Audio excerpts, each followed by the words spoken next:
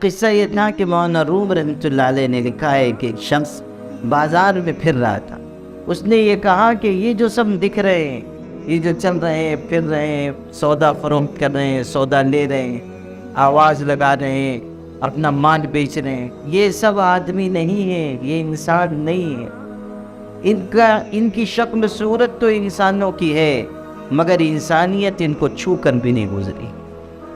یہ بس شکل صورت ہے، یہ صرف انسانوں کا غلاف ہے، یہ صرف ایک تصویر ہے، بس اس کے علاوہ کچھ نہیں، ان کے اندر انسانیت نہیں۔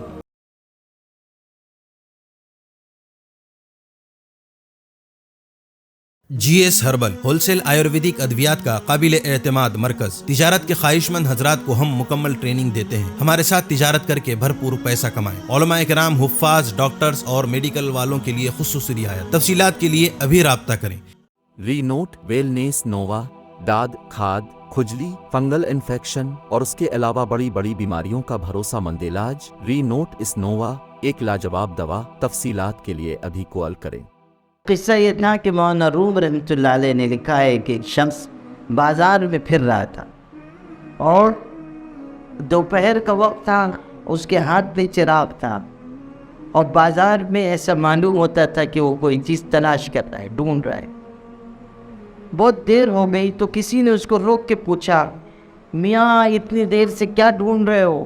کیا چیز تمہاری گم ہو گئی؟ کیا چیز تمہاری کھو گئی؟ اس نے کہا، میں انسان ڈھونڈ رہا ہوں، انسان تلاش کر رہا ہوں، آدمی کو تلاش کر رہا ہوں۔ جب اس نے یہ بات کہی تو اس سامنے والے نے کہا، یہ بازار میں جو سب پھر رہے ہیں انسان ہی تو ہیں، آدمی ہی تو ہیں، اتنے سارے ہیں، ایک ڈھونڈو گے تو درجن بھر مل جائیں گے۔ تم کو یہ دکھائی نہیں دے رہے جو تم دوپہر کے وقت چراغ لے کر آدمی کو تلاش کر رہے ہو؟ تو اس نے کتنا خوبصورت جواب دیا۔